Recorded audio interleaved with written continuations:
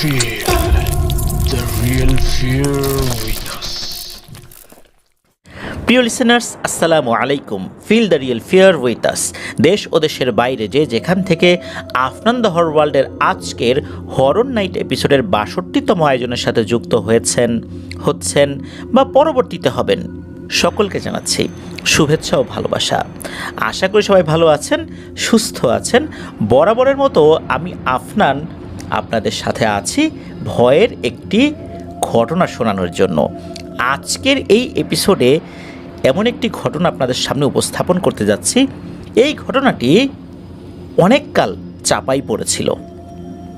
অল্প সংখ্যক কিছু লোক এই ঘটনা সম্পর্কে অবগত আছেন, তবে সেটা ভিন্নভাবে।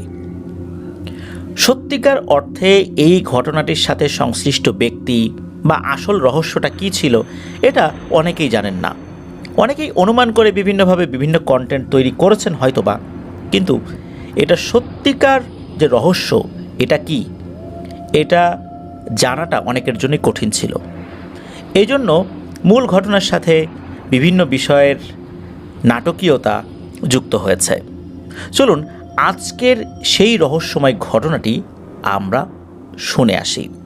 আজকের এই ঘটনাটি আমাদেরকে যিনি পাঠিয়েছেন, ওনার দুর্দান্ত কিছু ঘটনা ইতিপূর্বেই আমরা প্রচার করেছি। উনি রেগুলার ঘটনা পাঠান না, তবে আফনান দ্য হরর ওয়ার্ল্ডের একদম শুরু থেকে উনি ঘটনা পাঠিয়ে আসছেন। অনেক দিন পর পর ওনার ঘটনা আমরা পেয়ে থাকি।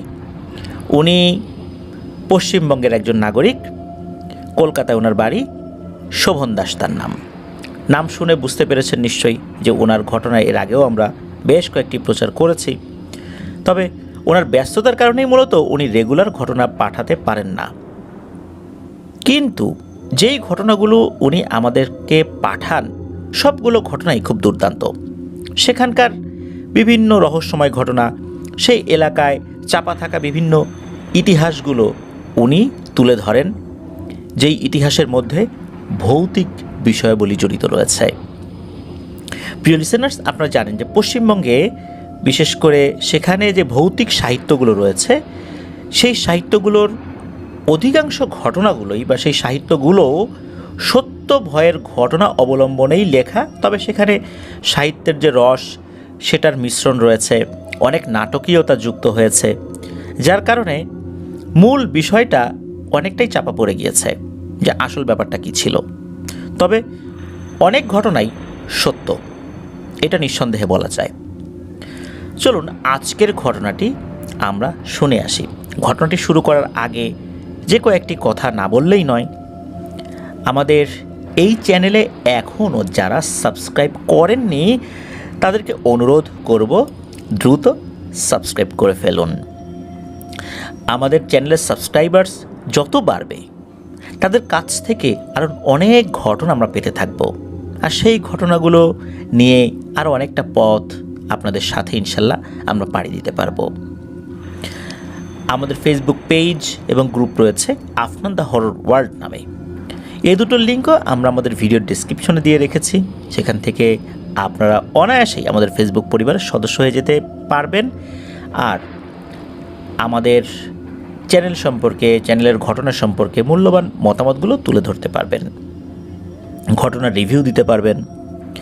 আমাদের একটি হরর থ্রিলার বই প্রকাশিত হয়েছিল এবার অমর একুশে বই মেলায়। রকমারিতে বইটি রয়েছে, আপনারা অনায়াসেই সেই বইটি অর্ডার করতে পারবেন। কষ্ট করে রকমারির ওয়েবসাইটে ঢোকার দরকার নাই, রকমারির সেই অর্ডার লিঙ্কটি আমরা আমাদের ভিডিওর ডেসক্রিপশনে দিয়ে রেখেছি। সেখানে ক্লিক করলেই আপনারা অনায়াসেই সেই লিঙ্কে গিয়ে বইটি অর্ডার করতে পারবেন। আমাদের আরও একটি ইউটিউব চ্যানেল রয়েছে আফনানস বি নামে, সেটার লিঙ্কও এই ভিডিও ডিসক্রিপশনের একদম উপরের দিকে দেওয়া রয়েছে। সেখানে ক্লিক করলে আপনারা আমাদের ওই চ্যানেলে চলে যেতে পারবেন, সেখানে সাবস্ক্রাইব করারও অনুরোধ করছি। আজকের যে ঘটনাটি, এই ঘটনাটি মূলত যার সাথে ঘটেছিল, তারপরে যেই এলাকাতে তার বংশধরদের বাড়ি রয়েছে, ওনারা বিনীতভাবে অনুরোধ করেছেন যেন এই বিষয়গুলো আমরা হাইড রাখি। তবে হয়তোবা পশ্চিমবঙ্গের অনেকেই এই জায়গা সম্পর্কে অবগত আছেন, সেই বাড়ি সম্পর্কে অবগত আছেন। এতটুকু হিন্টস দিয়ে রাখি, ওইটা একটা রাজবাড়ি, আর ওখানে যে দুর্গাপূজাটা হয় এটা আমাদের মোটামুটি এই উপমহাদেশের লোকদের কাছে বেশ পরিচিত। আর সেখানকার আয়োজনটা মোটামুটি গোটা বিশ্বের কাছেই বেশ পরিচিতি লাভ করেছে। শুধু এতটুকুই বলছি। চলুন ঘটনায় চলে যাই।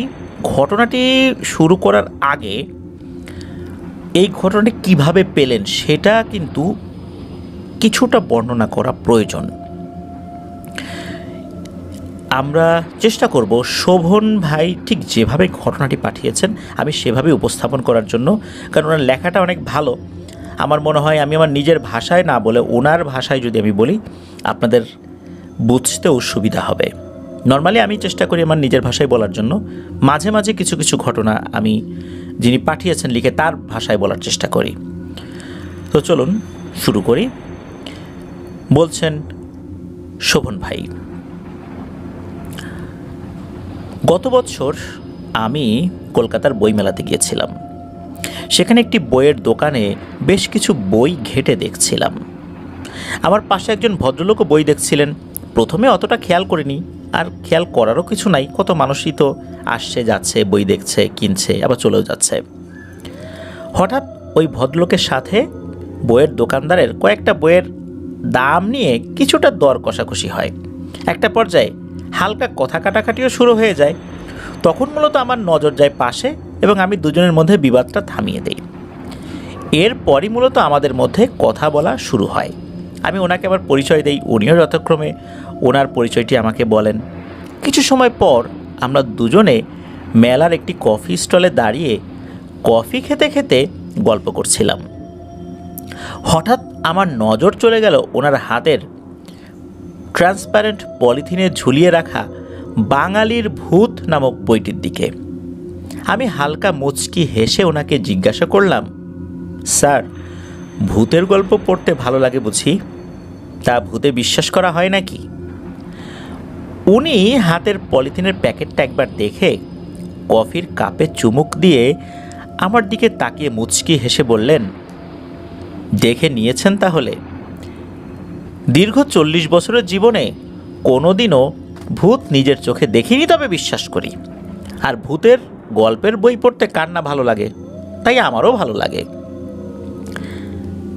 আমার দীর্ঘদিনের অভ্যাস, সেই অভ্যাস অনুযায়ী আমি ভদ্রলোককে জিজ্ঞেস করেই ফেললাম যে, আপনার ছেলেবেলায় শোনা কোনো ভৌতিক গল্প অথবা পরিচিত মানুষের কাছ থেকে শোনা কোনো ভূতের গল্প জানা আছে কি? উনি উত্তর দিলেন, না, সেরকম তো কিছু আমার জানা নেই। আমি তখন ওনাকে জানালাম, আসলে আমি বিভিন্ন মানুষের কাছ থেকে সত্য ভৌতিক ঘটনাগুলো সংগ্রহ করে থাকি এবং আফনান দ্য হোল ওয়ার্ল্ড নামক একটি ভৌতিক ঘটনা প্রচারের চ্যানেলে প্রচার করে থাকি। এরপরে আমি চ্যানেলটি ইউটিউব থেকে বের করে ওনাকে দেখাই এবং আমার পাঠানো ঘটনাগুলো ওনাকে কিছুটা সময় অল্প অল্প করে শোনালাম। আমার একটি ঘটনা শুনে উনি বেশ পছন্দ করেন এবং বলেন, আপনার ঘটনার কালেকশন তো বেশ ভালোই দেখছি। আগামী রবিবার দুপুরে আপনি ফ্রি থাকবেন? আমি বললাম, অবশ্যই। ভদ্রলোক বললেন, তাহলে চলে আসুন আমার বাড়িতে, কিছু জিনিস দেখাবো আপনাকে। আমি বললাম, কি জিনিস সেটা তো একটু বলবেন, আমার মধ্যে তো কৌতূহল কাজ করছে। ভদ্রলোক বললেন, না, এখানে কিছু বলবো না, কৌতূহলই থাক, তবে এলে তবেই জানতে পারবেন। যথারীতি আমি রবিবার ওনার সাথে এক জায়গায় দেখা করলাম এবং ওনার গাড়িতে বসে রওনা দিলাম ওনার বাড়ির উদ্দেশ্যে। কিছু সময়ের মধ্যেই ওনার বাড়িতে পৌঁছেও গেলাম। আমি দেখলাম বিশাল এই রাজবাড়ি এখনও খুবই সুন্দরভাবে সংস্কার করে সংরক্ষিত করে রেখে দিয়েছেন এই ভদ্রলোকের পরিবার। উনি একে একে বাড়ির ভেতরের ঠাকুর দালান থেকে শুরু করে নাট মন্দির, জলসাঘর, এছাড়া আরও অন্যান্য যে কক্ষগুলো রয়েছে সেগুলো আমাকে ঘুরিয়ে দেখাচ্ছিলেন। কি নেই সেখানে? মূল্যবান কাঠের তৈরি আসবাবপত্র, বিশাল মহারাজা পালঙ্ক, যেটা এক জায়গা থেকে অন্য জায়গায় তুলে নিয়ে যেতে সেই সময় 20 থেকে 25 জন মানুষের নাকি প্রয়োজন হতো। বড় বড় ফ্রেমে দেয়ালে টাঙানো রাজ পরিবারের সদস্যদের রং তুলি দিয়ে হাতে আঁকা ছবি, আলমারি ভর্তি রূপো, পিতলের বাসনপত্র, এইসব দেখে যেন আমার চোখ দুটো ধা দিয়ে যাচ্ছিল। একে একে সব ঘরগুলো দেখতে দেখতে একটু একটু করে এগিয়ে চললাম একটা তালাবদ্ধ ঘরের সামনে। ভদ্রলোক চাবি দিয়ে তালাটি খুলে ভেতরে অন্ধকারের মধ্যে চলে গেলেন। আমিও পিছু পিছু ঢুকে গেলাম। কেমন কেমন যেন একটা সোদা গন্ধ নাকে আসছিল। মনে হয় অনেক দিন ধরে এই ঘরটি বন্ধ ছিল। আলো জ্বলতেই এক মুহূর্তের জন্য আমার চক্ষু যেন চরক গাছ হয়ে গেল। আমি দেখলাম এই বিশাল ঘরটিতে বিভিন্ন প্রাণীদের পুতুল থেকে শুরু করে বহু পুরনো তলোয়ার, অস্ত্রশস্ত্র, ব্রিটিশ আমলের মুদ্রা, হাতির দাঁত, গন্ডার শিং, বড় বড় দুটি আলমারি ভর্তি বহু পুরনো বই পরপর সাজানো রয়েছে। ব্রিটিশ সরকার দেয়া বিভিন্ন পুরস্কার ও উপঢৌকন একে একে সাজানো রয়েছে টেবিলের উপর। আমি ভদ্রলোকের দিকে তাকিয়ে জিজ্ঞেস করলাম, এই এত সব মূল্যবান জিনিসপত্র আপনার পরিবার বিভিন্ন দেশ থেকে সংগ্রহ করেছে বুঝি? ভদ্রলোক আমার কথা শুনে একটু মৃদু হেসে ফেললেন এবং বললেন, এই এত সব জিনিস যে দেখছেন, এগুলো আমার পরিবারের সদস্যরা অন্য কোনো দেশ থেকে সংগ্রহ করে আনেনি। এগুলি মূলত উপহার স্বরূপ পেয়েছিলেন অধিকাংশই তৎকালীন ব্রিটিশ সরকারের কাছ থেকে। এছাড়া অন্যান্য জমিদার বা দেওয়ান যারা ছিলেন, তাছাড়া প্রজাদের কাছ থেকেও উনি অনেক উপহার পেয়েছেন। এই বলে ভদ্রলোকটি এক হাত দিয়ে ইশারা করে দেয়ালে টাঙানো একটি বড় ছবির দিকে আমায় দেখতে বললেন। আমি ওইদিকে তাকিয়ে জিজ্ঞেস করলাম, এই ভদ্রলোক কে? তখন উনি উত্তর দিলেন, উনি আমার বংশের পূর্বপুরুষ, একজন রাজা। এই বিশাল রাজবাড়ির প্রতিষ্ঠাতা উনি। এবার মনে তো প্রশ্ন আসাটাই স্বাভাবিক যে ব্রিটিশ সরকার কেন ওনাকে এত উপহার দিয়েছিল, যেখানে ইতিহাস ঘেঁটে জানা যায় যে ইংরেজরা নিজেদের ক্ষমতা প্রদর্শনের মাধ্যমে সবসময় চেষ্টা করত রাজাদের যতটুকু সহায় সম্পত্তি থাকতো সেগুলো ব্রিটিশ সরকারের অধীনস্থ করতে। এই চিন্তা করতে করতে হঠাৎ করে ভদ্রলোক আমাকে বললেন যে, শোভন, আপনি সিরাজউদ্দৌলার নাম শুনেছেন? আমি উত্তর দিলাম, কেন শুনবো না, অবশ্যই শুনেছি। উনি তো বাংলা, বিহার, উড়িষ্যার নবাব ছিলেন। তবে নবাবের সাথে আপনার পূর্বপুরুষের কি কোনো সম্পর্ক ছিল? আমার এই প্রশ্নে ওই ভদ্রলোক উত্তর দিলেন, 1757 সালে নবাব সিরাজউদ্দৌলার সাথে ব্রিটিশ সরকারের যে পলাশির যুদ্ধ হয়েছিল, সেই যুদ্ধে নবাবকে পরাজিত করার জন্য আমার পূর্বপুরুষ ইংরেজদের সাথে ষড়যন্ত্রে লিপ্ত হয়েছিলেন। তিনি নবাবের অধীনস্থ বহু প্রভাবশালী মানুষকে ব্রিটিশ সরকারের পক্ষে সামিল করেছিলেন এবং যুদ্ধ শেষে নবাবের কোষাগারের বিশাল সম্পদ লুট করেছিলেন বলে জানা যায়। এই কাজের জন্যই তৎকালীন ব্রিটিশ সরকার ওনাকে বেশ ভালো রকমের উপহার দিয়েছিল। এইসব তথ্য আপনি ইতিহাসেও পাবেন। কি বিশ্বাস হচ্ছে না তো? এই বলে ভদ্রলোক একটি আলমারির দরজা খুলে কিছু বহু পুরনো ঘুণে খাওয়া কাগজ বের করে এনে আমার হাতে দিয়ে বললেন, এগুলোতে একটু চোখ বোলান, তাহলে বুঝতে পারবেন। আমি দেখলাম অনেক পুরনো কিছু চিঠি, কিছু কিছু লেখা অস্পষ্ট হয়ে গেছে। 1743 সাল থেকে 1756 সালের মধ্যে তৎকালীন গভর্নর যিনি ছিলেন তাকে উদ্দেশ্য করে লেখা হয়েছিল চিঠিগুলো, প্রায় 250 বছরের বেশি সময় আগে। আমার অবিশ্বাস করার আর কোনো অবকাশ রইল না। আমি চিঠিগুলো ভদ্রলোকের হাতে ফিরিয়ে দিয়ে ওনাকে জানালাম, আপনার পরিবার খুবই যত্নের সাথে আপনার রাজবংশের ইতিহাসকে আজও এইভাবে সংরক্ষণ করে রেখেছেন, যেটা দেখে আমি খুবই খুশি হলাম। এবং আপনি আমাকে আপনার বংশের ইতিহাসকে জানার যে সুযোগ করে দিলেন, তার জন্য আমি নিজেকে খুবই সৌভাগ্যবান মনে করছি। ভদ্রলোক মুচকি হেসে আমাকে বললেন, আমি কিন্তু আপনাকে এই ইতিহাস জানানোর জন্য আজকে এখানে নিয়ে আসিনি, কারণ এই ইতিহাস অনেকেই জানেন। উইকিপিডিয়াতেও সার্চ দিলে এই ইতিহাসের অংশবিশেষ পাওয়া যাবে। আমি আজ আপনাকে এমন এক অজানা ঘটনার সাথে পরিচয় করিয়ে দেব যার নিদর্শন আপনি কোনো ইতিহাসের পাতায় খুঁজে পাবেন না। এমনকি আমার বংশের কিছু সদস্য ছাড়া এই ব্যাপারে তেমন কেউই আসলে জানে না। যারাও টুকটাক জানে এই ব্যাপারে অনেক রংচং মেশানো হয়েছে, তবে মূল রহস্যটা কি বা কোথায় হয়েছিল, কি হয়েছিল, এটা কেউ বলতে পারবে না। একথা বলে ভদ্রলোক টেবিল ছেড়ে উঠে গিয়ে আরেকটি কাঠের আলমারির ভেতরে একটি লকার খুললেন এবং সেখান থেকে একটি কাঠের বক্স বের করে আনলেন। এরপরে বক্সটি নিয়ে আমার সামনে টেবিলে বসলেন এবং খুবই সন্তর্পণে বক্সটি খুলে একটি লাল মখমলে মোড়ানো কিছু একটা জিনিস বের করে আমার সামনে রাখলেন। মখমলের কাপড়টি সরানোর পর আমি দেখলাম এটা বহু পুরনো একটি চামড়ার বই। বই বলাটা ভুল, এটি একটি ডায়েরি। ডায়েরির বিভিন্ন পাতায় সাল, তারিখ এগুলো দিয়ে বিভিন্ন বিষয় লেখা হয়েছে। বোঝাই যাচ্ছে যখন এই ডায়েরিটি লিখতে কেউ বসতেন তখনই ওই দিনের তারিখ, সাল সেটা লেখা থাকতো, বিশেষ করে ইংরেজি সালটা লেখা থাকতো। উনি এই ডায়েরিটা আমাকে দেখালেন এবং জানালেন যে বছর 25 আগে এই ঘরটি পুনঃসংস্কার করার সময় উনি এই ডায়েরিটা পেয়েছিলেন। কৌতূহলবশত উনি এই ডায়েরিটা পড়ে ফেলেছিলেন এবং সেটা পড়ার পর উনি চাঞ্চল্যকর একটি ঘটনার ব্যাপারে জানতে পেরেছিলেন। ভদ্রলোক আমাকে জানালেন যে ওনার যে পূর্বপুরুষ রাজা, উনি নিজ হাতে এই ডায়েরিতে তার সাথে ঘটে যাওয়া একটি ঘটনা লিখে গিয়েছেন।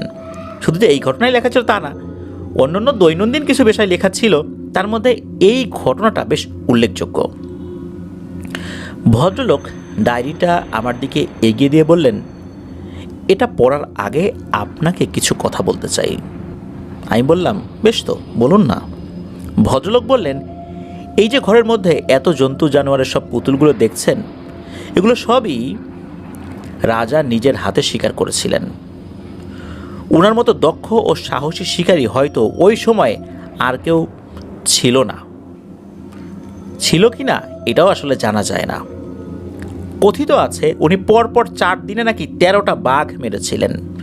আর ওই যে দেয়ালে 2 নলা বিশিষ্ট বিদেশি যে রাইফেলটা রাখা আছে, ওইটা দিয়েই তিনি শিকার করতেন। এই বন্দুকের বর্ণনাও আপনি এই ডায়েরিতে পাবেন। আমি দেখলাম এই বিশাল ঘরের মধ্যে রয়্যাল বেঙ্গল টাইগার থেকে শুরু করে নিয়ে জংলি মহিষ, চিতাবাঘ, বন্য শূকর, বিশাল জংলি ভাল্লুক, 4 প্রজাতির হরিণ, কোনো কিছু বাদ ছিল না। এরপরে আমি ডায়েরিটা খুলে খুবই মনোযোগ দিয়ে পড়া শুরু করলাম। আমি দেখলাম আবছা দোয়াতের কালিতে সব কিছু শুদ্ধ বাংলায় লেখা হয়েছে। আমার পড়া শেষ হলো। কখন যে 1 ঘন্টা পার হয়ে গিয়েছে আমার খেয়ালই নেই। ভদ্রলোকটি পাশের ঘর থেকে 2 কাপ চা নিয়ে আমার পাশে এসে বসলেন এবং বললেন, কি বুঝলেন পড়ে? সব কিছু অবাস্তব লাগছে, তাই না? আমারও প্রথমে তাই লেগেছিল, কিন্তু পরে ভেবে দেখলাম একজন প্রভাবশালী রাজা এইসব অবাস্তব ঘটনা ডায়েরিতে কেন লিখে রাখতে যাবেন? আমি ডায়েরিটা পুরোটা পড়ার পর সেই ভদ্রলোকের সাথে এই নিয়ে বেশ কিছুটা সময় আলোচনা করি এবং আমার বোঝার সুবিধার জন্য উনি নিজে আরও 2 বার আমায় সেই ঘটনাটি পুরো বর্ণনা করেন নিজের মতো করে। একবার নিজে পড়লাম এবং 2 বার ওনার মুখে পুঙ্খানুপুঙ্খভাবে ঘটনাটির বিষয়বস্তু শোনার পর এই ঘটনাটি একদম প্রথম থেকে শেষ পর্যন্ত গুছিয়ে সাজাতে সক্ষম হয়েছি। একটা কথা না বললেই নয়, ডায়েরির লেখা থেকে যতটুকু জানা যায়, পলাশির যুদ্ধের সাফল্যের পর লর্ড ক্লাইভ খুশি হয়ে রাজাকে ব্রিটিশ সরকারের অধীনে খুবই প্রভাবশালী একজন আমলা পদে নিযুক্ত করেন। রাজার অর্থবিত্তের অভাব তো কখনোই ছিল না, এবার সরকারি সব রকম সুবিধা তার কুক্ষিগত হয়ে গেল। আমি দেখলাম ডায়েরিতে লেখার তারিখ দেওয়া ছিল 24শে জানুয়ারি 1766, কিন্তু বর্ণনা পড়ে যতটুকু বুঝেছি ঘটনাটি শুরু হয়েছিল ওই সময় থেকে আরও 7 মাস আগে। অনুমান করছি হয়তো ঘটনাটি 1765 সালের মাঝামাঝি কোনো সময় হয়েছে বোধ হয়। এবার চলুন ঘটনাটি শোনা যাক।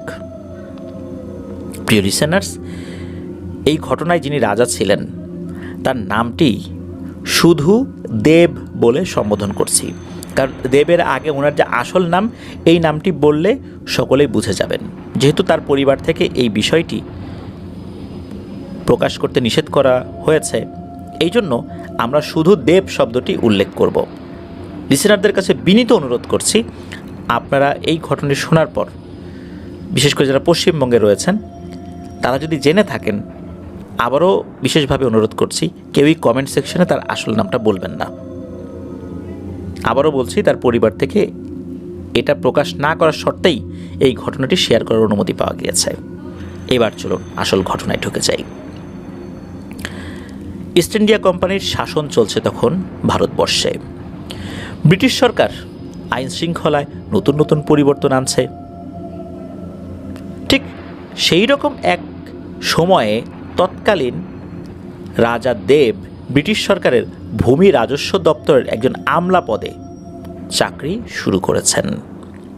অর্থাৎ ওই দপ্তরে উনি একমাত্র প্রধান, আর ওনার অধীনে সব খাজাঞ্চি, দেওয়ান, জমিদার এবং বিভিন্ন সমস্ত প্রভাবশালী ব্যক্তি, যাদের মাধ্যমে ব্রিটিশ সরকার বিভিন্ন এলাকাগুলো নিয়ন্ত্রণ করতেন।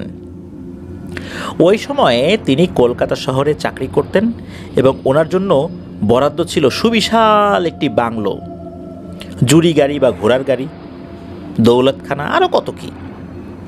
তৎকালীন সরকার থেকে বিশেষ কিছু উচ্চপদস্থ পদাধিকারী ব্যক্তিদের এই সমস্ত সুযোগ সুবিধা দেওয়া হতো।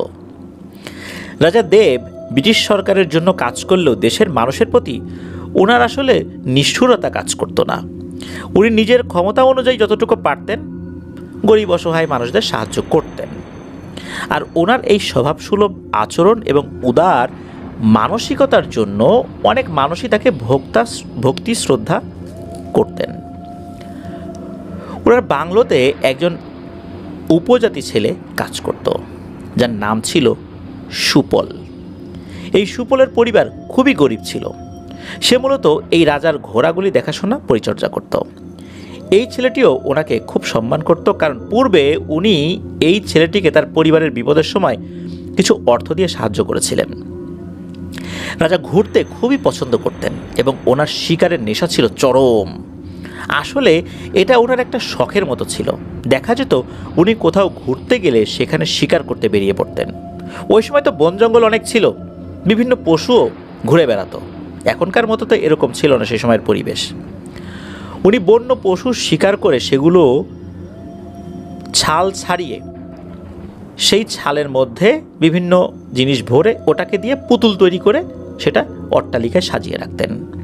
এটা তার এক প্রকার শখের নিদর্শন ছিল বটে, আবার আভিজাত্যের প্রতীকও বলা যেতে পারে। কারণ ওই সময় যারা শিকার করতেন তারা সেই প্রাণীর চামড়া ছাড়িয়ে ওটা দিয়ে পুতুল তৈরি করে রেখে দিতেন একটা বিশেষ প্রক্রিয়ায়, যা আজও বিভিন্ন মিউজিয়ামে দেখা যায় এই পদ্ধতি অবলম্বন করতে। রাজার একটা নিজস্ব বিদেশি রিভলভার ছিল, যেটা দিয়ে সররা গুলি বের হতো। সেটা দিয়ে 6টা গুলি করা যেত এবং একটা দোনালা রাইফেলও ছিল। উনি শিকারে গেলে ওটা ওনার সাথেই নিয়ে যেতেন। একবার কি হয়, উনি নিজের বাংলোর এক পাশে ঘোড়ার যে আস্তাবল ছিল সেখানে যখন উনি গিয়েছেন, তো সেখান দিয়ে যাওয়ার সময় নায়েব মশাইয়ের সাথে কথা বলতে বলতেই আস্তাবলের দিকে ওনার নজর যায়। উনি তাকিয়ে দেখলেন সুপল নামের ছেলেটি সেখানে নেই। ছেলেটিকে সবসময় উনি ওখানেই দেখতেন। উনি তাকিয়ে দেখেন যে ওখানে অন্য একটি ছেলে কাজ করছে। সুপলকে না দেখে ওনার মনের মধ্যে কৌতূহল জায়গাটাই স্বাভাবিক। সবসময় একটা ছেলেকে একই জায়গায় দেখেছেন, আর ছেলেটাও খুব ভালো, হঠাৎ করে সে কোথায় গেল? রাজা নায়েবকে জিজ্ঞেস করলেন যে, নায়েব মশাই, সুপল ছেলেটি কোথায়, আর তার জায়গায় এই ছেলেটি এখানে কাজ করছে কেন? আপনার কি সুপলকে আবার চাকরি থেকে বের করে দিয়েছেন নাকি? কাজটি তো ভালো করেননি। নায়েব মশাই উত্তর দিলেন যে, না রাজা মশাই, বিষয়টা আসলে ওরকম না।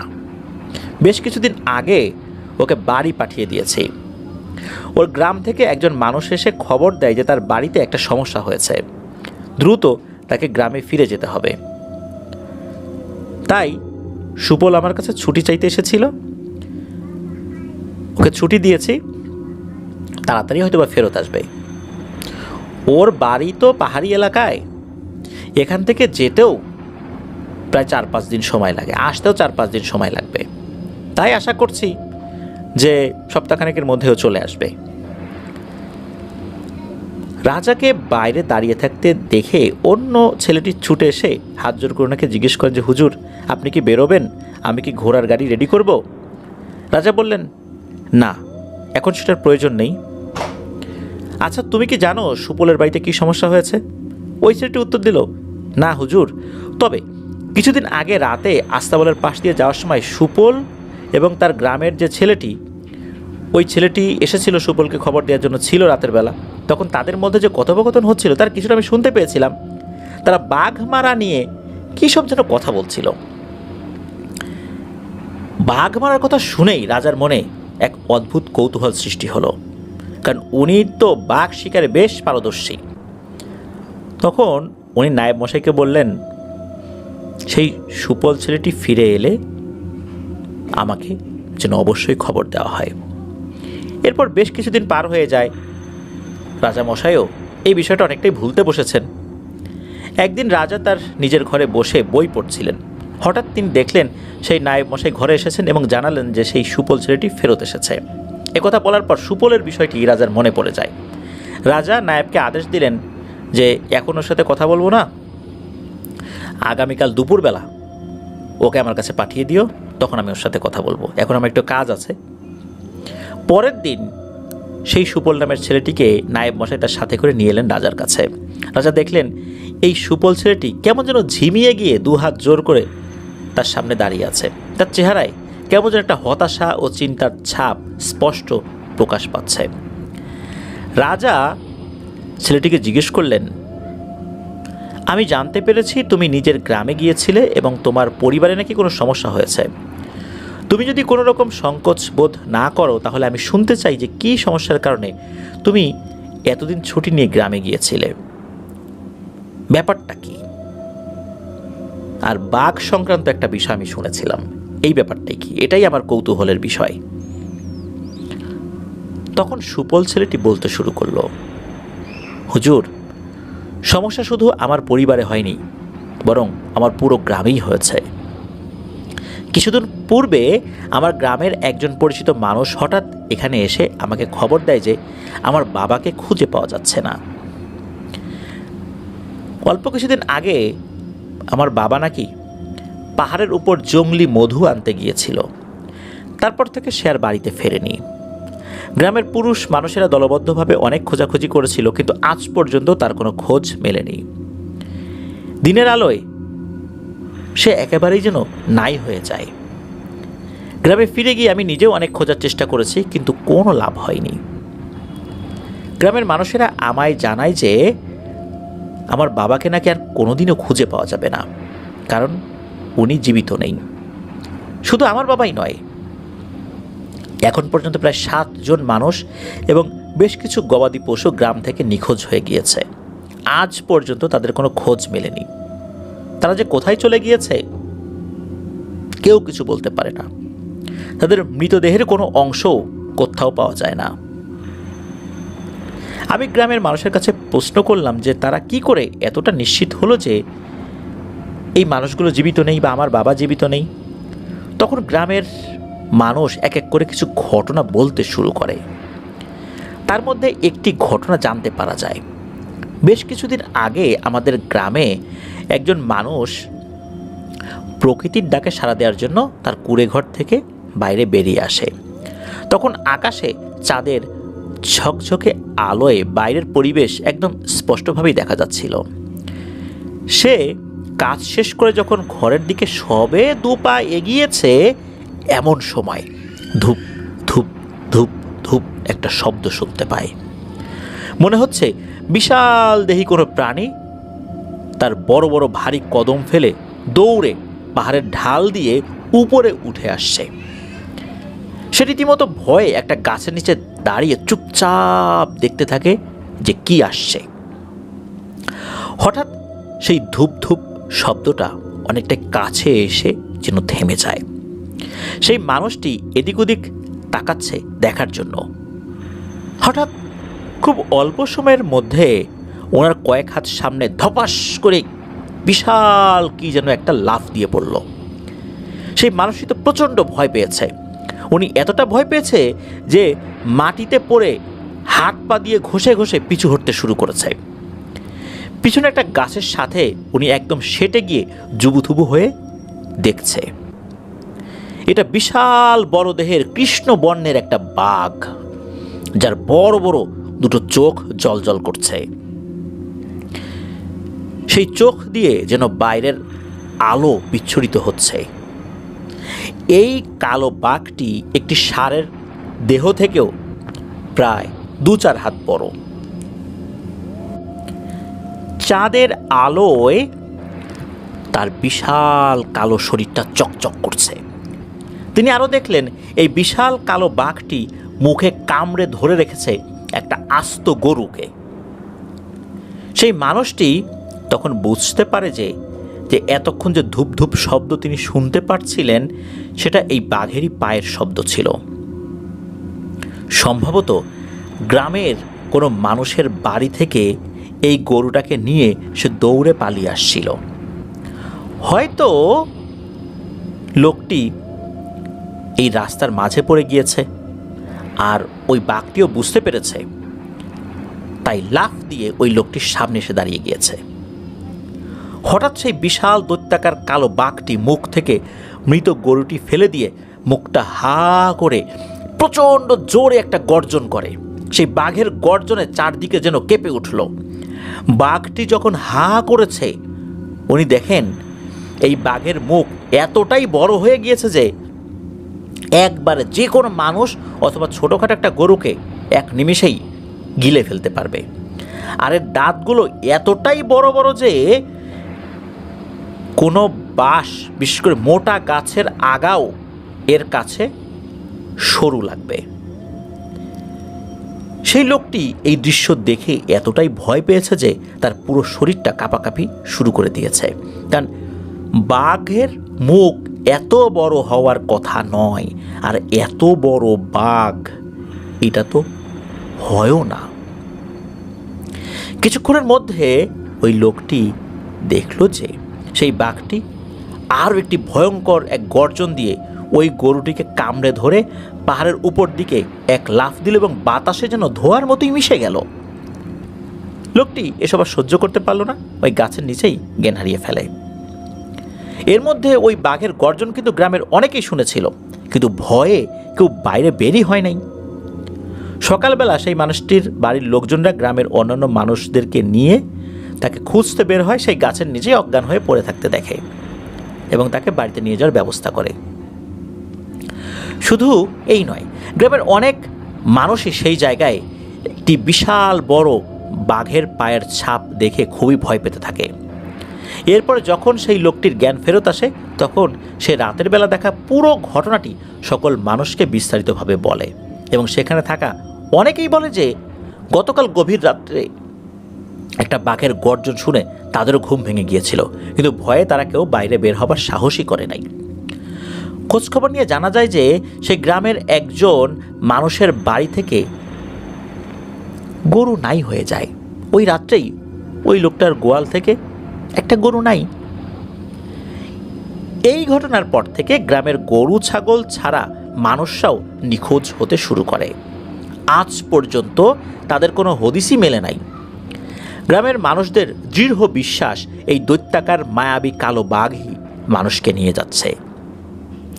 গ্রামবাসীরা বাঘ ধরার জন্য ঢাক ঢোল বাজিয়ে দিনের আলোয় পাহাড়ের আনাচে কানাচে চষে বেরিয়েছে, কিন্তু সেই কালো বাঘের কোনো দেখাই পায়নি। কিন্তু কিছু কিছু জায়গায় বড় বড় বাঘের পায়ের ছাপ ঠিকই খুঁজে পেয়েছিল। এভাবে একবার নয়, বহুবার গ্রামবাসীরা অভিযান চালিয়ে চূড়ান্তভাবে ব্যর্থ হয়েছে। কিছু কিছু মানুষ নাকি দিনের বেলায়ও সেই দৈত্যাকার কালো বাঘটিকে জঙ্গলের এক জায়গা থেকে অন্যদিকে যেতে দেখেছে। হঠাৎ চোখের সামনেই নাকি অদৃশ্য হয়ে যায়। এই বাঘ যে কোথা থেকে আসে, কোথায় যে হারিয়ে যায়, কেউ কিছুই বলতে পারে না। গ্রামের সকল মানুষ এই মায়াবী দৈত্যাকার কালো বাঘের আতঙ্কে কাজকর্ম বাদ দিয়ে দিনের আলোতেও ঘরের বাইরে বের হতে ভয় পাচ্ছে। ছেলেটি কথাগুলো বলল।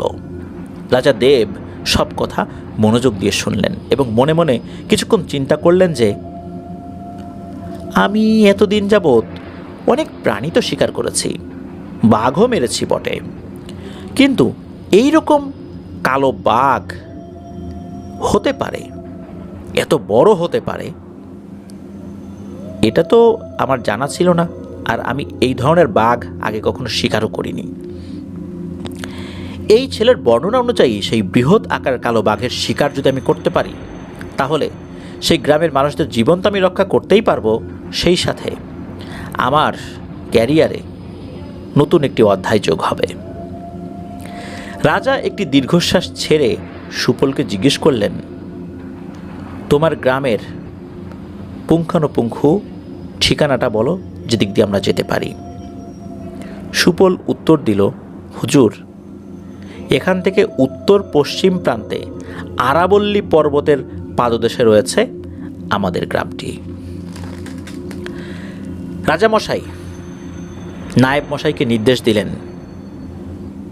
সাহসী বেশ কিছু সিপাহীদের তৈরি হতে, আর আগামীকাল সূর্যোদয়ের সাথে সাথেই সেই গ্রামের উদ্দেশ্যে ছদ্মবেশে যাত্রা শুরু করতে হবে। রাজামশাই নায়েব মশাইকে এটাও বলে দিলেন যে একটা কথা মাথায় রেখো, আমরা এই অভিযান খুবই গোপনভাবে করব। যেহেতু আমি সরকারের গুরুত্বপূর্ণ একটি পদে আছি, আমার অধীনে বিভিন্ন মানুষ রয়েছে, আমি যদি আমার জায়গা থেকে চলে গিয়েছি, এরকম একটি ভয়ঙ্কর অভিযানে গিয়েছি, এই বিষয়টি জানাজানি হয়ে যায়, তাহলে আমার শত্রুপক্ষ বিভিন্নভাবে আক্রমণ করতে পারে। এই জন্য এই অভিযানের কথা কেউ কোনোভাবেই যেন জানতে না পারে। সবাই জানবে আমি সরকারের কোনো গুরুত্বপূর্ণ কাজেই বাইরে বেরিয়েছি। আর সুপল, তুমি আমাদেরকে দিক নির্দেশনা দিয়ে সামনে এগিয়ে নিয়ে যাবে। পরিকল্পনা অনুযায়ী রাজা পরের দিন যাত্রা শুরু করলেন সেই গ্রামের দিকে। অনেক পথ অতিক্রম করে 5 দিনের মাথায় রাজা সেই গ্রামে পৌঁছলেন। তখন কিন্তু যে রাস্তাগুলো ছিল, এই রাস্তা দিয়ে ঘোড়ার গাড়ি নিয়ে যাওয়া সম্ভব ছিল না বলেই এই এতটা পথ পায়ে হেঁটেই যেতে হয়েছে। সাথে খাবার দাবার তো ছিলই, তাঁবু তৈরি করার বিভিন্ন সরঞ্জামাদি ছিল, যার কারণে আস্তে আস্তে যেতে হয়েছে বলে সময়টা একটু বেশি লেগেছে। তখন বিকেল গড়িয়ে অন্ধকার হওয়া শুরু হয়েছে সবে। পাহাড়ের সন্ধ্যা খুব তাড়াতাড়ি নামে। রাজামশাই দেখলেন গ্রামে কোনো সারা শব্দ নেই, চারদিকে নিস্তব্ধ, সব ঘরবাড়ির দরজা জানালাও বন্ধ। গ্রামে মানুষের বসবাস থাকলে একটা অন্যরকম পরিবেশ বিরাজ করে, কিন্তু রাজার মনে হচ্ছে এই গ্রামে কোনো প্রাণী নেই। তখন রাজা সেই সুবল ছেলেটিকে এবং সিপাহীদের আদেশ দিলেন যে গ্রামবাসীদের খবর দিতে, তারা যে এখানে এসেছে, গ্রামবাসী যেন তাদেরকে সাহায্য করে।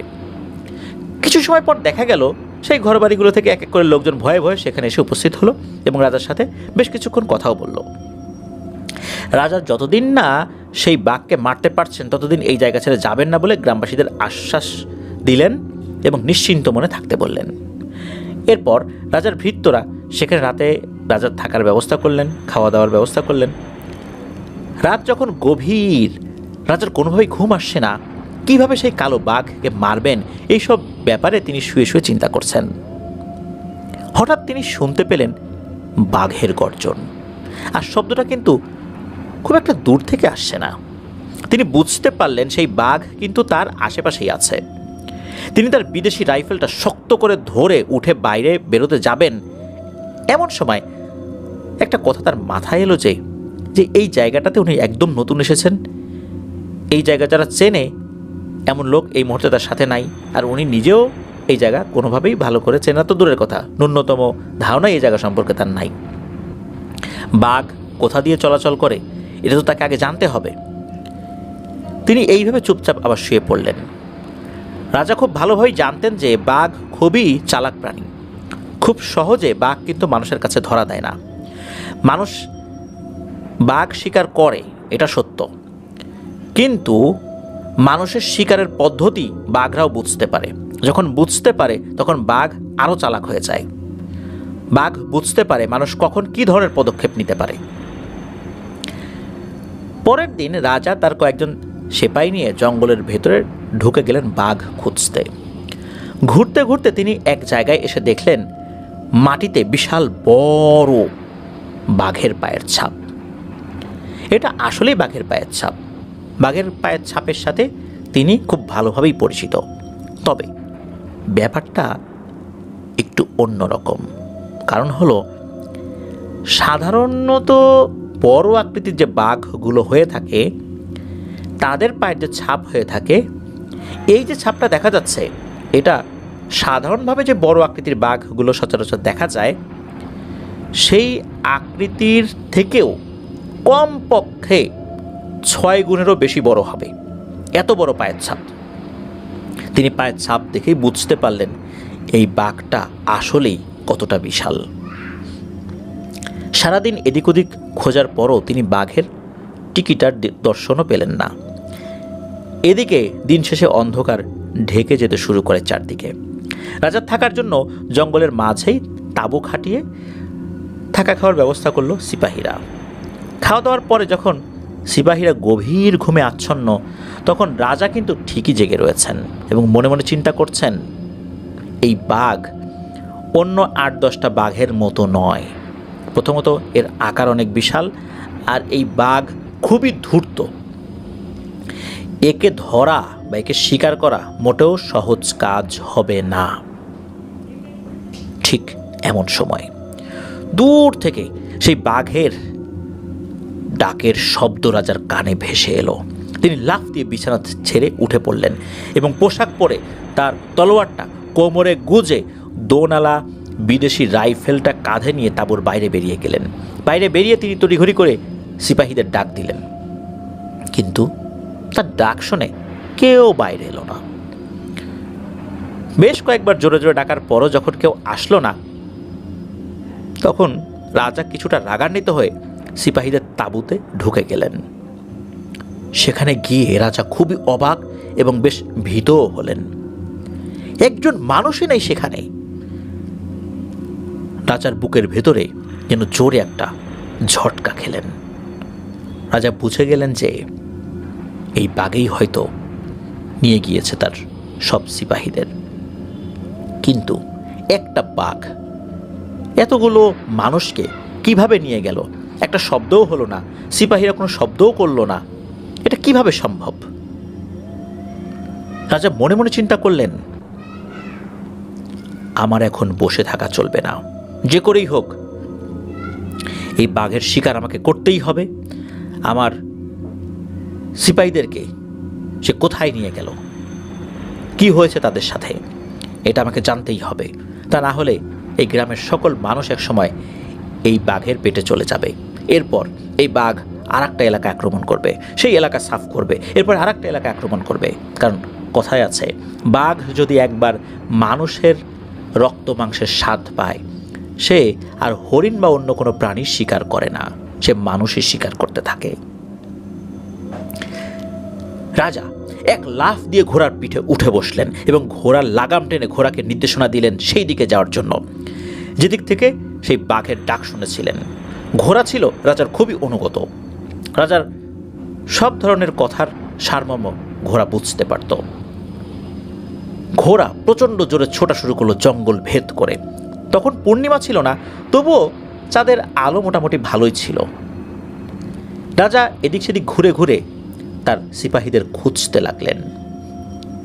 এইবার রাজার ঘোড়াটি একটি জায়গায় এসে হঠাৎ করে থেমে গেল এবং ছটফট করতে শুরু করলো। দেখা যাচ্ছে ঘোড়াটি অস্বাভাবিক আচরণ করছে এবং বারবার মাটিতে পা ঠুকছে আর ডাকাডাকি করছে। ঘোড়ার এই আচরণ কিন্তু রাজার পরিচিত। রাজা বুঝতে পারলেন তার ঘোড়াটি হয়তো কোনো কিছু দেখেছে অথবা বুঝতে পেরে খুবই ভয় পেয়েছে। রাজা ঘোড়ার গায়ে হাত বুলিয়ে অনেক চেষ্টা করছেন তাকে শান্ত করার জন্য, কিন্তু ঘোড়া কিছুতেই শান্ত হয় না। ঠিক এমন সময় রাজা হঠাৎ করেই বাঘের ঘর ঘর ঘর ঘর শব্দ শুনতে পেলেন। রাজা সামনের দিকে মাথা তুলে তাকিয়ে দেখলেন তার থেকে কিছুটা দূরে একটা টিলার উপরে প্রায় 16 ফুটেরও বেশি উচ্চতার বিশাল দৈত্যাকার একটা কালো বাঘ দাঁড়িয়ে আছে। মুখের মোটা মোটা সুচালো দাঁতগুলো খিচিয়ে প্রচণ্ড রাগে ঘর ঘর ঘর ঘর শব্দ করছে। রাতের অন্ধকারে ওটার জ্বলন্ত বড় চোখ দুটো থেকে মনে হচ্ছে অদ্ভুত আলো বিচ্ছুরিত হচ্ছে। চাঁদের আলোয় কি বিভৎস দেখাচ্ছে ওটাকে। স্বয়ং যেন এক ভয়ঙ্কর রাক্ষস দাঁড়িয়ে আছে সামনে। রাজা মনে মনে বেশ ভয় পেলেন, কারণ এর আগেও উনি রাতের বেলা বহুবার বাঘ শিকার করেছিলেন, কিন্তু এই ধরনের হিংস্র এবং বিশালাকার বাঘের সম্মুখীন উনি কখনোই হন নাই। অন্যান্যবার তার সাথে লোক ছিল, এবার উনি একা। রাজা একটু ভয় পেলেও নিজের উপর নিয়ন্ত্রণ কিন্তু হারালেন না। তিনি সাহস করে আস্তে আস্তে করে ঘোড়ার পিঠ থেকে নেমে কাঁধের থেকে সেই বিদেশি রাইফেলটা নামিয়ে সেই বাঘের দিকে সোজা তাক করে ট্রিগারে আঙ্গুল ঠেকিয়ে চুপ করে দাঁড়িয়ে থাকলেন। হঠাৎ পাশে থাকা ঘোড়াটা ছটফট করতে করতে ছুটে পালিয়ে গেল জঙ্গলের একদিকে। আর ঠিক সেই সময় রাজা দেখলেন সেই ভয়ঙ্কর কালো বাঘটি মুখটা হা করে টিলা থেকে এক লাফ দিল তার দিকে। রাজা এক মুহূর্ত দেরি না করে সোজা গুলি চালিয়ে বসলেন। প্রচণ্ড শব্দ করে আগুনের ফুলকি বেরিয়ে সেই গুলি যেন বাঘকে ভেদ করে চলে গেল, এবং তিনি দেখলেন সেই কালো বাঘ কেমন যেন বাতাসে ধোঁয়ার সাথে মিশে গেল। রাজা নিজের চোখে বিশ্বাসই করতে পারলেন না যে এটা কিভাবে সম্ভব। রাজা আশ্চর্য হয়ে মাটিতে বসে পড়লেন এবং নিজে মনে মনে চিন্তা করছেন, আসলেই তো এই বাঘ তো মায়াবী। গুলি ওর উপর কাজ করলো না, আমি কিভাবে এই বাঘকে মারব? রাজা হতাশ হয়ে উঠে পড়লেন, কিন্তু সাহস হারালেন না। তিনি ঘোড়াকে খোঁজার জন্য জঙ্গলের দিকে হাঁটা শুরু করলেন। বেশ কিছুক্ষণ হাঁটার পর তিনি দেখলেন ঘোড়াটি একটি গাছের নিচে চুপচাপ দাঁড়িয়ে আছে। রাজা ঘোড়ার কাছে গেলেন এবং ঘাড়ে গলায় হাত বুলিয়ে ঘোড়াকে আদর করলেন। এরপরে ঘোড়া নিয়ে তিনি জঙ্গলের সেই জায়গার দিকে রওনা দিলেন যেখানে তিনি তাঁবু খাটিয়ে অবস্থান করছিলেন। তখন প্রায় ভোর হয়ে এসেছে, আর কিছুক্ষণের মধ্যে হয়তো সূর্যের আলো ছড়িয়ে পড়বে চারদিকে। এমন সময় তিনি সেখানে পৌঁছে ঘোড়াটাকে একটি গাছের সাথে দড়ি দিয়ে বেঁধে ফেললেন এবং তিনি তাঁবুর ভেতরে গিয়ে শুয়ে পড়লেন। খুব ক্লান্ত থাকার কারণে রাজার চোখে ঘুম নেমে এলো। এই সময় রাজা ঘুমের মধ্যে একটি স্বপ্ন দেখলেন। তিনি দেখলেন অনেক লম্বা একটা কালো অবয়ব, যার দুটো হাত পা আছে বোঝা যাচ্ছে। রাজাকে এক ধরনের গম্ভীর কণ্ঠে বলছে, রাজা, তোর সাহস তো কম নয়, তোর তো এখানে আসার কোনো দরকারই ছিল না, তবুও তুই কেন আসলি? কেন আমার কাজের মধ্যে তুই বাগড়া বাড়াতে আসছিস? আমি তো তোর এলাকায় যাই নাই, তোর প্রাসাদে তো আমি যাই নাই, তোর প্রাসাদের আশেপাশে তো আমি কোনো শিকার করি নাই, তবুও তুই কেন এই এলাকায় আসলি? ওরা আমার খাবার নষ্ট করেছে, ওদের সবাইকে মরতে হবে। আর তুই গত রাতে যে কাজটি করেছিস, তোরও কপালে মরণ আছে, এই বলে দিলাম। রাজা ধর্মর করে ঘুম ভেঙে উঠে বসলেন এবং মাথায় হাত দিয়ে স্বপ্নের কথাগুলি চিন্তা করতে থাকেন। সেই অবয়বের বলা একটা কথা রাজার কাছে বারবার খটকা লাগে। তিনি যা যা ঘটনা প্রথম থেকে শুনেছেন সব কিছু মেলানোর চেষ্টা করতে থাকেন। রাজা আপন মনে ভাবছেন যে এখানে নিশ্চয়ই এমন কোনো ঘটনা হয়েছে যেটা তাকে জানানো হয়নি। রাজা দেরি না করে ঘোড়ায় চড়ে চলে গেলেন সেই গ্রামের দিকে। গ্রামে পৌঁছানোর পর তিনি লোকজনের কাছ থেকে আরও তথ্য নিতে শুরু করলেন সেই বাঘের ব্যাপারে, আর তার সিপাহীরাও যে হারিয়ে গিয়েছে এটাও এলাকাবাসীকে জানালেন। রাজা গতরাত্রে নিজের সাথে ঘটে যাওয়া সব কিছু গ্রামবাসীদেরকে যখন জানালেন, তখন দেখা গেল রাজার মুখে সব ঘটনা শুনে সেখানকার মানুষরা আরও বেশি ভয় জড়সড় হয়ে গেল, কারণ তার সিপাহীদের সাথে অস্ত্র ছিল। তারা এভাবে হারিয়ে গেল, তাদের কোনো খোঁজখবরই পাওয়া গেল না। তাহলে এই সাধারণ মানুষদের কি হবে? রাজা সবাইকে অভয় দিয়ে জানালেন যে আজ রাত্রেও সেই মায়াবী বাঘকে মারার জন্য উনি সর্বোচ্চ চেষ্টা করবেন। তিনি সেই গ্রামেই খাওয়া দাওয়া করে বিশ্রাম নিয়ে রাত হওয়ার অপেক্ষা করতে থাকেন। ধীরে ধীরে সন্ধ্যা পেরিয়ে রাত শুরু হলো। রাজা তার ধারালো তরবারিটা কোমরে গুজে রাইফেলটা কাঁধে ঝুলিয়ে নিলেন। লন্ডন থেকে আনা ছোট একটা বিদেশি লণ্ঠন ও কিছু আগুন জ্বালানোর সামগ্রী ঝুলিয়ে দিলেন ঘোড়ার পিঠে। এরপর তিনি ঘোড়ায় চড়ে বসলেন এবং ঘোড়াকে নির্দেশনা দিলেন খুবই আস্তে আস্তে চলার জন্য। তিনি সাথে কোনো আলো না জ্বালিয়েই এগিয়ে চললেন জঙ্গলের দিকে, কারণ তিনি জানতেন যে আলো নিয়ে বেরোলে তার পক্ষে বিপজ্জনক হতে পারে। রাজা অন্ধকারের মধ্যে দিয়েই চাঁদের আলোয় যতটুকু দেখতে পারছিলেন খুবই সন্তর্পণে চারদিকে নজর রেখে এগিয়ে যাচ্ছিলেন। রাজা ভালোভাবেই জানতেন যে তিনি বাঘকে না দেখলেও বাঘ ঠিকই তাকে দেখতে পাচ্ছে, আর বাঘ শিকার করার সময় এতটাই ধীরে ধীরে শিকারের দিকে এগিয়ে যেতে পারে যে তার পায়ের শব্দ পর্যন্ত শোনা যায় না। আর এই বাঘ তো যেন শোনো বাঘ নয়, এই বাঘ তো সাধারণ কোনো বাঘ নয়, এটা এক মায়াবী বাঘ। সুতরাং এই বাঘ তার প্রতিটা কদম নজরদারিতে রেখেছে, যে কোনো সময় আক্রমণ করতে পারে। রাজা গ্রামকে পিছনে ফেলে জঙ্গলের মধ্য দিয়ে অনেকটা পথ অতিক্রম করেও ফেলেছেন, কিন্তু সেই বাঘের দেখা এখনও তিনি পাননি। তিনি মনে মনে ভাবলেন, এইটা যে একা একা অন্ধকারে পথ চলাটা কি ঠিক হচ্ছে? এরকম পরিস্থিতি তো বাঘ যে কোনো দিক থেকে আক্রমণ করতে পারে, আর সেই বাঘের যা আকার তাতে রাজাকে এক নিমিষেই গিলিয়ে ফেলবে। রাজা একটা নিরাপদ জায়গা খুঁজতে লাগলেন, যেখান থেকে বসে উনি চারদিকে নজর রাখতে পারেন। তিনি সামনে একটা ফাঁকা জায়গা দেখলেন। এই জায়গাটা চারদিক থেকে জঙ্গলে বেষ্টিত। ফাঁকা জায়গাটার মাঝখানে একটা খুবই পুরনো বেশ লম্বা মোটা গাছ রয়েছে। রাজা সোজা চলে গেলেন সেই গাছটার কাছে এবং সাথে থাকা ছোট লণ্ঠনটি জ্বালালেন। বেশ আলো ছড়িয়ে গেল জায়গাটায়। তিনি সেই আলোয় দেখলেন সেই গাছের নিচে এক এক করে পাথর দিয়ে সাজিয়ে একটি বেদির মতো করা আছে, আর সেই বেদির আশেপাশে কিছু মাটির সরা বা মালসা পড়ে রয়েছে।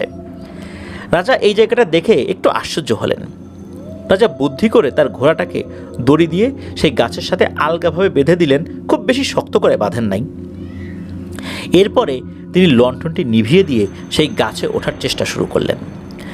রাজা তার ঘোড়ার পিঠের উপর দাঁড়িয়ে গেলেন এবং এক লাফ দিয়ে সেই গাছের একটা মোটা ডালের সাথে ঝুলে পড়লেন।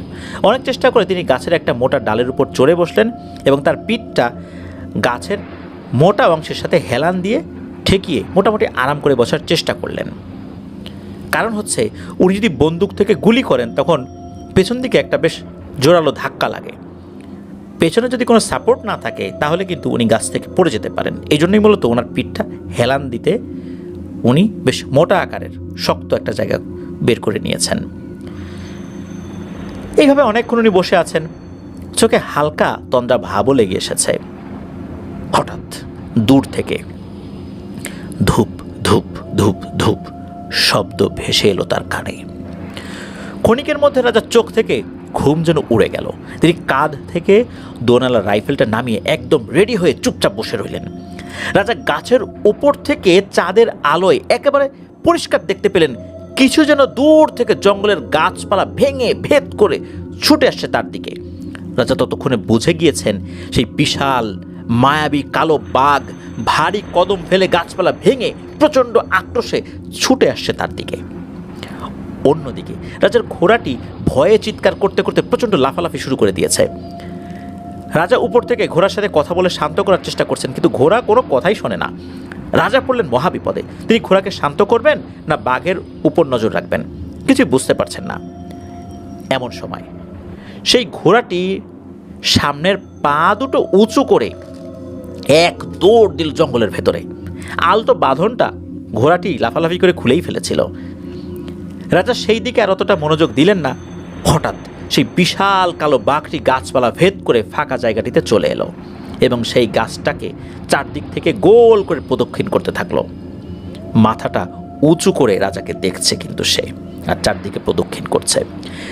রাজা শক্ত করে তার রাইফেলটি ধরে সেই বাঘের দিকে তাক করে বসে আছেন, মানে তিনি একেবারে প্রস্তুত যে কোনো সময় গুলি চালিয়ে দেবেন। ঠিক এমন সময় তিনি দেখলেন সেই বাঘটি তার থেকে কয়েক হাত দূরে এসে দাঁড়িয়ে গেল এবং ধীরে ধীরে তার চেহারা পরিবর্তন করতে শুরু করলো। রাজা আশ্চর্য হয়ে দেখলেন এই বাঘটি একটা মানুষের মতো অবয়বে পরিণত হলো, যার উচ্চতা বেশ লম্বা, গাঢ় কৃষ্ণবর্ণের, মুখমণ্ডল লম্বা লম্বা দাড়ি চুলে ভরা, উচ্চতা 16 থেকে 20 ফুটের মতো হতে পারে আনুমানিক। মাথার দুপাশে কান দুটো আছে ঠিকই, তবে সেটা বিড়ালের কানের মতো লম্বা। ওই অভাবটা কোনো পশুর ছাল বা চামড়া জাতীয় কোনো জিনিসে তৈরি করা একটা কিছু পড়ে আছে, আর লম্বা লম্বা তীক্ষ্ণ নখ বিশিষ্ট এক হাতে বর্ষা জাতীয় একটি অস্ত্র নিয়ে জ্বলন্ত চোখ দিয়ে এক দৃষ্টিতে রাজার দিকে তাকিয়ে আছে। রাজা দেব যতই সাহসী হন না কেন, এই অদ্ভুত দৃশ্যটি দেখে উনি বেশ ভয় পেতে শুরু করে দিয়েছেন। তার হাত কাঁপাকাঁপি শুরু হয়ে গিয়েছে, কারণ কোনো ভয়ঙ্কর একটি বাঘকে এইরকম একটি অবয়বে আসতে দেখলে কার না ভয় লাগবে, কারণ এটি তো কোনো বাঘ নয়। রাজা জানতেন যে উনি সাধারণ কোনো বাঘ যাদের উপর গুলি কাজ করে এমন কোনো জিনিসকে মারতে পারবেন, কিন্তু এইটাকে উনি কিভাবে মারবেন এটা ওনার বোধগম্য হচ্ছিল না। হঠাৎ করেই সেই অবয়বটি কথা বলে উঠল। অবয়বটি বলল, হ্যাঁ রে রাজা, বলেছিলাম না আমি তোকে তোর কপালে মরণ আছে। আমি ইচ্ছা করেই তোকে এই জায়গাটাতে নিয়ে এসেছি, এটা আমার জায়গা। আর এই যে গাছটার উপর তুই উঠেছিস, এই গাছের নিচেই এখন তোকে পুঁতে রাখবো। তোর কথা কেউ জানতে পারবে না, তোর প্রজারাও কখনো জানতে পারবে না তুই কোথায় হারিয়ে গিয়েছিস। আর তুই যে সেপাইগুলো নিয়ে এসেছিলি ওদেরকেও তো আমি শেষ করে দিয়েছি, ওদেরকেও আর কেউ কখনোই খুঁজে পাবে না। এই বলেই সেই অবয়বটি গাছের দিকে এগিয়ে যেতে শুরু করে। রাজা সাথে সাথে রাইফেলটা দিয়ে গুলি চালিয়ে দিলেন। প্রচণ্ড শব্দ করে আগুনের ফুলকি ছড়িয়ে গুলি ছুটে গেল, কিন্তু সেই গুলি যেন ছুতেই পারল না সেই অবয়বকে। রাজা দ্বিতীয়বারও গুলি করলেন, কিন্তু এবারও সেই গুলি ছুতে পারল না সেই অবয়বকে। হঠাৎ করে ওই অবয়বটি হাতটা লম্বা করে দিয়ে এক হাত দিয়ে রাজাকে আঘাত করলো।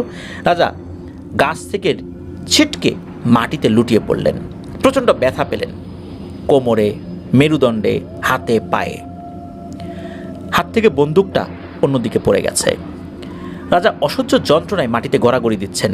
ঠিক এই সময় ওই অবয়বটা লম্বা হাত দিয়ে রাজার পোশাক ধরে শূন্যে তুলে ফেলে এবং মুখটা সামনে এনে বলে, রাজা, আজকের পরে তোকে কেউ খুঁজে পাবে না। যেমনটা অন্যদের বেলায় হয়েছে, তোর বেলায়ও এটাই হবে। এই বলে আবার তাকে ছুঁড়ে ফেলে দেয় মাটিতে। রাজা পড়ে গিয়ে ব্যথায় কাতরাতে থাকে। তিনি বুঝতে পারেন যে এই ভয়ঙ্কর অপশক্তি থেকে তার বেঁচে ফেরার সম্ভাবনা খুবই কম।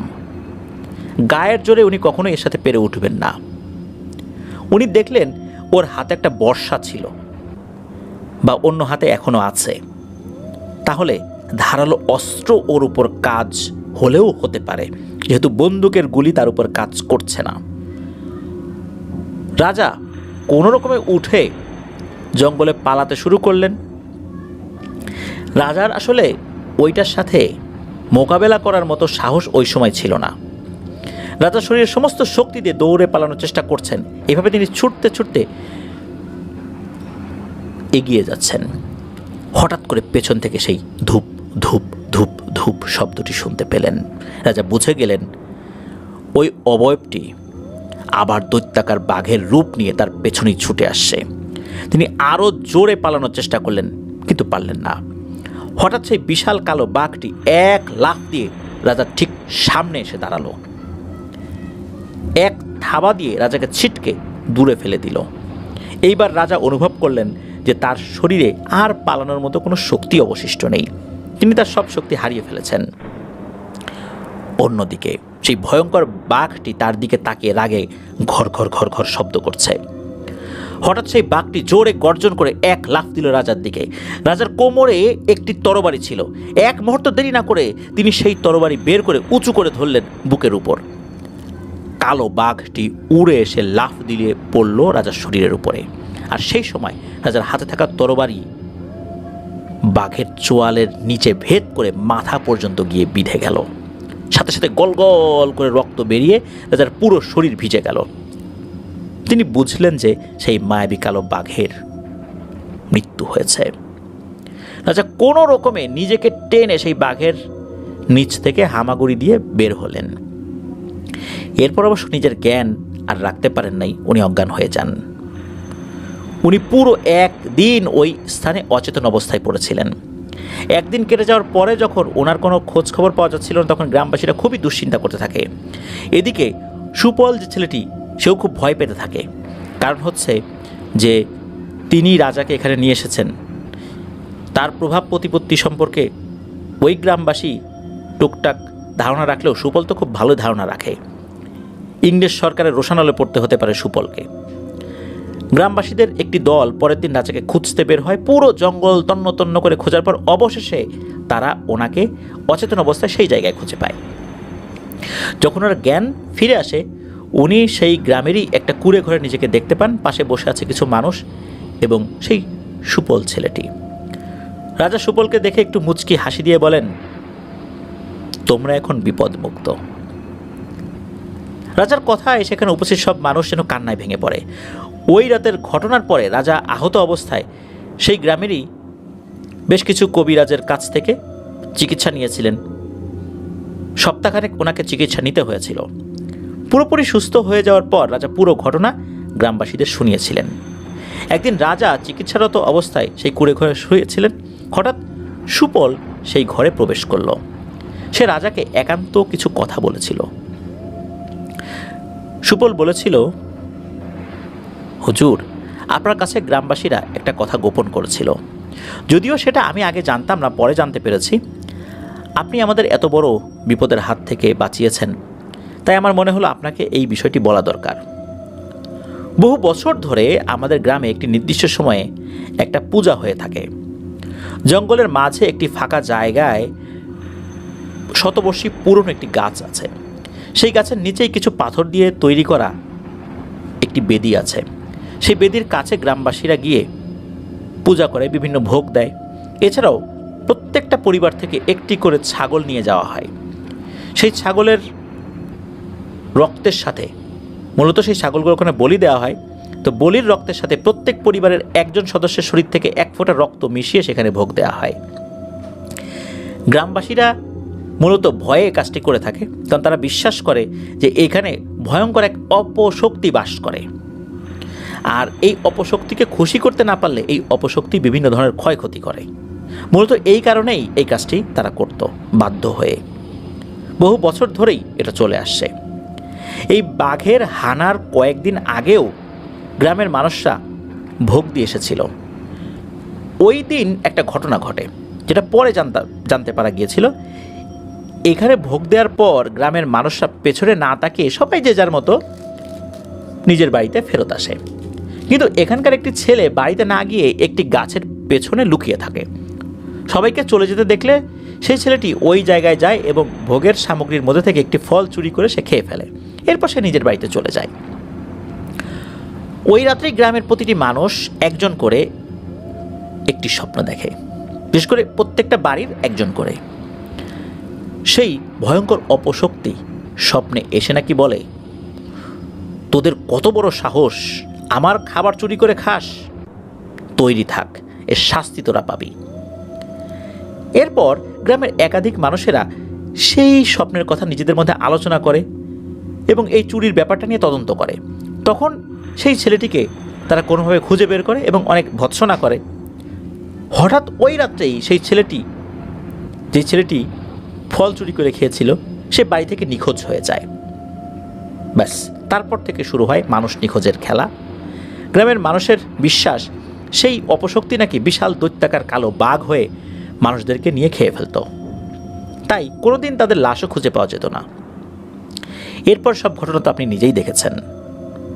গ্রামের মানুষেরা মনে করে যে সেই অপশক্তি তার পার্থিব রূপে অর্থাৎ বাঘের রূপে ছিল, সেই সময় আপনি তার উপর আঘাত করেছেন, তাই তার মৃত্যু হয়েছে। আমরা যেদিন আপনাকে সেই জায়গায় খুঁজে পেয়েছিলাম, আপনার থেকে কিছুটা দূরে অনেকগুলো মরা কাক পড়ে থাকতে দেখেছিলাম। আশ্চর্যের বিষয় হলো, সাধারণত কোনো একটি অপশক্তির মৃত্যু হলে সেখানে মুরব্বীর মুখ থেকে সরে যায় একটা কালো কাক, বা যে কয়েকটা অপশক্তির মৃত্যু হয় সে কয়েকটি কালো কাক পড়ে থাকে। কিন্তু আপনি তো একটাকে আঘাত করেছিলেন, একটাকে মেরে ফেলেছিলেন। এখানে অনেকগুলো কালো কাক মরে পড়ে থাকতে দেখা যায়, সেগুলোকে আমরা ওখানেই কবর দিয়ে দিই। অদ্ভুত ব্যাপার হচ্ছে, এখান থেকে অনেক দূরবর্তী এলাকা ঘুরেও আপনি কোনো কাক দেখতে পাবেন না, আর বাঘের শরীরেরও আমরা কোনো দেখা পাই নাই। এভাবেই সুপল পুরো ঘটনাটা রাজা দেবকে খুলে বলেন। পুরোপুরি সুস্থ হওয়ার পর রাজা তার জিনিসপত্র গুছিয়ে নিয়ে সুপলকে সাথে করে আবার তার বাংলোতে ফেরত এসেছিলেন। এতটুকুই বর্ণনা পাওয়া গিয়েছে রাজা দেবের লেখা ডায়েরিতে। এই পুরো ঘটনাটি শোভন ভাই বেশ কয়েকবার পড়েছেন, তারপর এই ঘটনাটি আরও ভালো করে সুন্দর করে সেই ভদ্রলোকের মুখে শুনেছেন। এই কারণেই মূলত এই ঘটনাটির নাম উনি নিজেই দিয়েছেন মায়াবী কালো বাঘ। প্রিয় লিসেনার্স, ওই রাজবাড়ির ঠিকানা, কোন এলাকায়, কোথায় বাসা বা অবস্থানটা কি, এমনকি যেই ভদ্রলোক উনি বলেছেন তার নাম, ঠিকানা বিস্তারিত আমাদেরকে শোভন ভাই পাঠিয়েছেন। সঙ্গত কারণে আমরা সেটা বলতে পারিনি। এমন একটি ঘটনা আসলে প্রচার করতে পারবো, এটাও আমাদের জন্য একটা বড় পাওয়া, কারণ এরকম চেপে থাকা একটি ইতিহাস আমাদের সামনে চলে আসবে। প্রিয় লিসেনার্স, আপনারা জানলে অবাক হবেন যে দ্বিতীয় বিশ্বযুদ্ধ চলাকালে প্রশান্ত মহাসাগরের উপর দিয়ে যে বিমানগুলো উড়ে যেত, যুদ্ধ বিমান বিশেষ করে, জাপানি বিভিন্ন ঘাটির উপর আক্রমণ করত, মিত্রবাহিনীর যেই বিমান যেগুলো ছিল আর কি, এমন অনেক পাইলট তাদের ব্যক্তিগত ডায়েরিতে অনেক ভয়ঙ্কর তথ্য লিপিবদ্ধ করেছেন। এছাড়া সাবমেরিন নিয়ে যখন মিত্রবাহিনীর সদস্যরা কোনো নির্দিষ্ট জায়গায় অতিক্রম করতেন, অথবা কোনো বিমান থেকে প্যারাশুট যোগে কোনো দ্বীপের উপর নামতেন, তারাও তাদের ব্যক্তিগত ডায়েরিতে অনেক ভয়ঙ্কর কিছু কিছু রহস্যময় ব্যাপার লিপিবদ্ধ করেছিলেন। কিছু কিছু বিষয় সামনে এসেছে, আবার কিছু কিছু বিষয় কখনোই সামনে আসেনি। তাদের পরিবার যদি কখনো সেই বিষয়গুলো সামনে নিয়ে এসেছে, তখন এটা জানা যায়। যেহেতু বিষয়টা খুব সেন্সিটিভ ইস্যু, এই জন্য অনেক ক্ষেত্রেই তাদের পরিবার এই বিষয়টি সামনে আনেন না, পরিবারের মধ্যে এই ঘটনাগুলো আবদ্ধ থাকে। আর ইন্ডিয়াতে দেখা যায় যে এই ঘটনাগুলো নিয়ে কার্টুন, মুভি, অ্যানিমেশন এগুলো তৈরি হয়। প্রিয় লিসেনার্স, ঘটনাটি কেমন লাগলো তা জানাতে কিন্তু ভুলবেন না এই ভিডিওর কমেন্ট সেকশনে। আর আমাদের ফেসবুক পেজ এবং গ্রুপ তো আছেই, সেখানেও জানাতে পারবেন। প্রিয় লিসেনার্স, একটি কথা না বললেই নয়, সেটি হচ্ছে যে আপনারা খেয়াল করবেন, আমরা আগে আমাদের যেই ইমেল অ্যাড্রেসটা, এটা স্পেলিংটা বলতাম না, পরে বলা শুরু করি। কারণ হচ্ছে আমাদের এক দৃষ্টি প্রতিবন্ধী ভাই ইমেল করেছিলেন যেন আমরা ইমেল অ্যাড্রেসে স্পেলিং সহ বলি। মূলত উনি কারো সাহায্য নিয়ে ইমেলটা করেছিলেন। আলহামদুলিল্লাহ, আপনাদেরকে জানাতে চাই যে আসছে হরর নাইট এপিসোড, যেটা 63তম এপিসোড আর কি, সেখানে একজন দৃষ্টি প্রতিবন্ধী ভাইয়ের পাঠানো অডিও ক্লিপ আমরা প্রচার করব। এবং উনি যে ইমেলটা করেছেন আরেকজনের সাহায্য নিয়ে করেছেন, উনি আমাদের ঘটনাগুলো যে শোনেন এটা জানিয়েছেন, আর এটাও জানিয়েছেন যে এরকম অনেক দৃষ্টি প্রতিবন্ধী ভাই নাকি আমাদের ঘটনাগুলো শুনে থাকে। প্রিয় লিসেনার্স, আলহামদুলিল্লাহ, আল্লাহ তাআলার কাছে একটা বড় পাওয়া যে সকল শ্রেণী পেশার মানুষের কাছে আফটার দ্য হরর ওয়ার্ল্ড পৌঁছাতে পেরেছে। ইনশাল্লাহ আমরা অনেকটা পথ সামনে এগিয়ে যেতে চাই আপনাদের সাথে। আপনারা দ্বিধাহীনভাবে সত্য ভয়ের ঘটনাগুলো আমাদেরকে পাঠাতে পারেন afnanthehorworldbd@gmail.com এই মেল অ্যাড্রেসে। স্পেলিংটা বলে দিচ্ছি, AFNANTHEHEORRORWORLDBD afnanthehorworldbd@gmail.com। স্পেলিংটাও আমরা আমাদের ভিডিওর ডিসক্রিপশনে দিয়ে রেখেছি, সেখানে গিয়ে স্পেলিংটা চেক করে নিতে পারবেন। প্রিয় লিসেনার্স, বিদায় নিচ্ছি। আসছে বৃহস্পতিবার আপনাদের পাঠানো 6টি ঘটনা নিয়ে আমাদের থার্সডে নাইট এপিসোড হবে ইনশাল্লাহ। শোনার আমন্ত্রণ জানাচ্ছি। সবাই ভালো থাকবেন, সুস্থ থাকবেন। আমার জন্য দোয়া করবেন, আমার পরিবারের জন্য দোয়া করবেন, আপনাদের জন্য দোয়া রইল, আপনাদের পরিবারের প্রত্যেকের জন্য দোয়া রইল। মহান আল্লাহ সুবহানাহু ওয়া তাআলা আমাদেরকে ভালো রাখুন, সুস্থ রাখুন, নিরাপদে রাখুন, আফনান ওয়ার্ল্ডের সাথে রাখুন। আসসালামু আলাইকুম। প্রিয় লিসেনার্স, আসসালামু আলাইকুম। Feel the real fear with us.